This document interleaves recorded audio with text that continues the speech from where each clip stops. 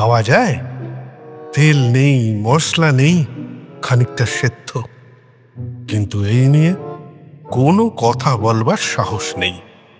কুই কুই করে যদি বা একটু বললাম, অমনি গম্ভীর গলায় জবাব, আমাকে না, বৌদিমণিকে বলবেন। হ্যাঁ, বৌদিমণি, আমার 60 পুরুষের বৌমা, ওহ, জীবনটাকে ছাড়খাড় করে দিল একেবারে। ছেলেটা মেয়েটাকে বশ করেছে, দুজনেই ওকে ফোন করে। শুনি তো আমার নামে এক গাদা কমপ্লেন। ওহ, কি কুক্ষণে যে একতলাটা ভাড়া দেবার কথা মাথায় এসছিল। না না, মাথায় আসেনি, আসলে নিশীথ মাথায় ঢুকালো। ছোটবেলার বন্ধু যে, সে না হলে এমন শত্রুতার কে করবে।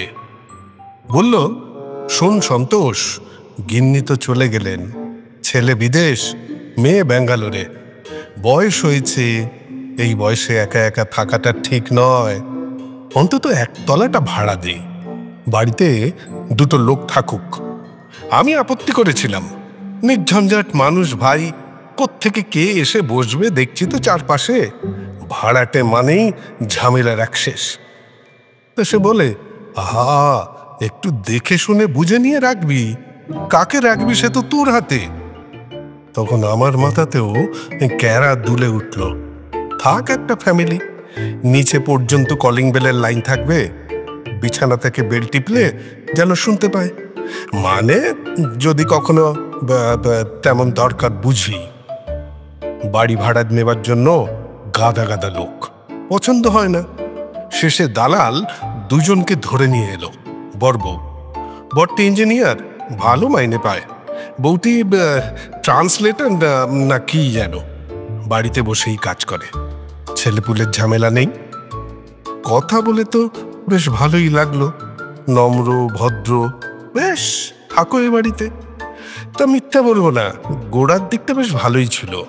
মেয়েটা জেঠু জেঠু করে আসে, সকাল বিকেল খোঁজ খবর নেয়, এটা ওটা রান্না করে দিয়ে যায়, ভাড়াও একেবারে মাসের 2 তারিখের মধ্যে। গোলমালটা বাঁধলো বেশ কদিন পরে। সেদিন সন্ধেবেলা শুনি নিচের ঘর থেকে জোরে জোরে কথাবার্তার আওয়াজ আসছে, গান বাজাচ্ছে, তারপরে ধূপ ধাপ ধূপ ধাপ। 2-1বার বারান্দায় এসে উঁকি মারলাম, ওদের ঘরে বেশ হইচই কিছু একটা হচ্ছে, কিন্তু অমন ধূপধাপ কেন রে বাবা? পরদিন সকালে আরতির মা ঘর মুছতে এলে জিজ্ঞেস করলুম, সে গালটাল ফুলিয়ে বলল, কাল রাত্রিরে তো বাবুর বন্ধুরা সব এসছিল, মদ খেয়েছে সবাই, তারপরে সে কি গান আর নাচ, মাগো। মদ? আমার ঠাকুরদা স্বদেশী করতেন, আমরা 3 পুরুষের আদর্শবাদী পরিবার, এই বাড়িতে মদ খেয়ে উল্লোড় করছে রাত্রির বেলা। গেলাম ওদের ঘরে, ছেলেটা তো অফিসে, মেয়েটা বসে বসে কম্পিউটারে কি সব খুটখাট করছে।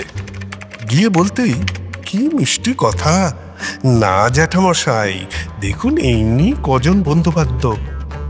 আরে মদ খেয়েছিল তো, শোনো, এ বাড়িতে এসব চলবে না, স্পষ্ট বলে দিয়ে গেলাম।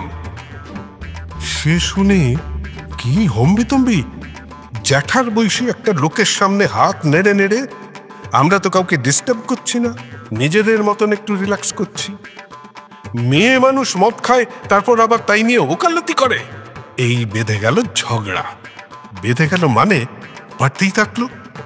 এর মধ্যে একদিন পাম্প খারাপ হয়ে গেল, ছেলেটা মেয়েটা দুজনে মিলে উঠে এসে, সে কি তড়পানি, কি না আপনি ইচ্ছে করে জল বন্ধ করে রেখেছেন, প্রায় মারদাঙ্গার অবস্থা। নিচের ঘরে তারস্বরে গান বাজে, ঘুম আসে না, তাই নিয়ে আরেক প্রস্থ। ওহ, কি ভুল করেছি ভাড়া দিয়ে, এ তো যা দেখছি শেষ বয়সটা এইরকম, মানে অশান্তিতেই কাটবে, শেষ বয়সে এই রকম ঝামেলা। নিশীথকে বললাম, কি ফেরেই যে ফেলেছিস ভাই। সে একটু চুপ করে থেকে বলল, ঠিক আছে দেখছি, চলে গেল। কদিন পরে একটা লোক এলো বাড়িতে, সেরিঙ্গে মতন, কেমন যেন শিয়াল শিয়াল ভাব, এদিক তাকায় ওদিক তাকায়, বাড়িটা যেন শুকে শুকে দেখছে। তারপর বসবার ঘরে এসে বলল, মেসোমশাই, এসব ঝামেলা আপনি সামাল দিতে পারবেন না, আমার হাতে ভালো লোক আছে, বাড়িটা তাকে দিয়ে দিন। তাকে দিয়ে দেবো মানে? লোকটা মিচকে মতো হাসলো। আরে দিয়ে দিন মানে কি দান করে দিতে বলছি? বাড়িটা ভেঙে ফেলে এখানে একটা ফ্ল্যাট বানাবে, আর ওই টোনাটনিকে ওরাই তুলে দেবে। বাড়িটা ভেঙে ফেলবে? ঠাকুরদার তৈরি বাড়ি, কত স্মৃতি জমে আছে, ভেঙে ফেললেই হলো? আর তাছাড়া ওদের ভয় বাড়ি বেচে দেওয়া মানে তো পালিয়ে যাওয়া হলো। না না না না, সে কিছুতেই হবে না। লোকটা শুনে বলল, বেশ, তো আপনি ভালো করে ভেবে দেখুন না, তবে বেশি সময় নেবেন না মেজমশাই, যা করবার চটপট করে দিন। লোকটা সবে বিদায় হয়েছে, দরজায় বেল। মেয়েটা পিছু পিছু তার বর। আপনি কি বাড়ি ভেঙে ফ্ল্যাট করবেন? এসব তোমাকে কে বলল? ওই দালালটাকে বাড়ির থেকে বেরোতে দেখলাম। মাথায় রক্ত উঠে গেল।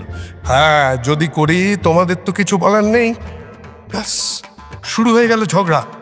কি ঝগড়া, কি ঝগড়া! আরে আমার বাড়ি আমি রাখবো না বেচে দেব তা আমি বুঝবো, তাতে তোদের কি রে? এই নিয়ে খুব খানিকক্ষণ হলো। তারপর ওদের মুখের ওপর ধড়াম করে দরজা বন্ধ করে আমি ভেতরে চলে গেলাম। একটু হাঁপ মতন লাগছিল। না, সত্যি এতটা চেঁচামেচি করা ঠিক হয়নি। রাত্রিবেলা ঘুম আসবে না। এ পাশ ও পাশ,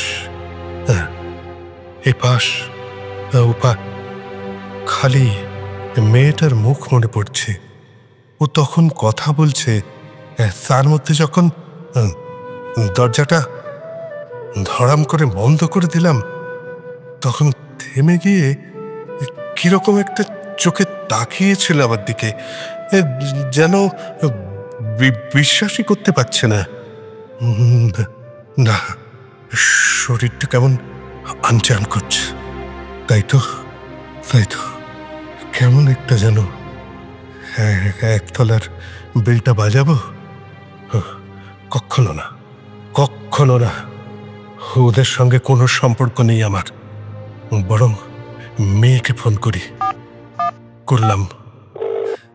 বেজে গেল, কোনো সাড়া নেই। রাত হয়েছে, ঘুমিয়ে পড়েছে নিশ্চয়ই। ছেলেকে করি। ওদের ওখানে তো এখন দিন ধরল। কি সব বলছে, কথাগুলো ভেঙে যাচ্ছে।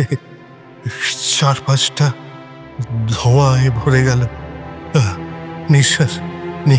নিঃশ্বাস নিতে কষ্ট হচ্ছে। সে ধোঁয়ার মধ্যে একটা তা খাটের ছত্রির ওপর থেকে দুলছে। তার শেষ একটা সুইচ দুলছে, কাছে আসছে, দূরে সরে যাচ্ছে, কাছে, দূরে, কাছে, দূরে।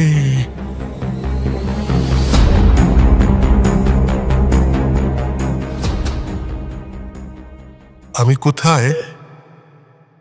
এ তো আমার ঘর নয়, এ তো আমার খাট নয়।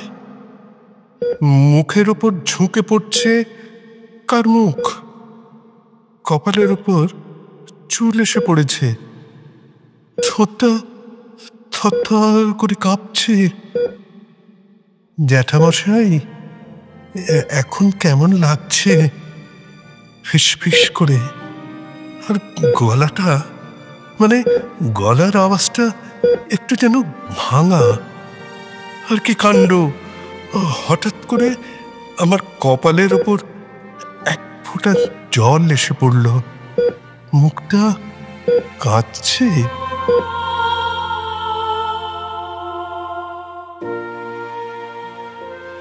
হাসপাতাল থেকে বাড়ি, সে নামেই বাড়ি। হাসপাতালের সঙ্গে তার কোনো তফাৎ নেই। সেই ঘন্টা মেপে ঘুম, বিকেলে খানিকটা বারান্দায় বেড়ানো, আর খাওয়া দাওয়া, ও হরি বল।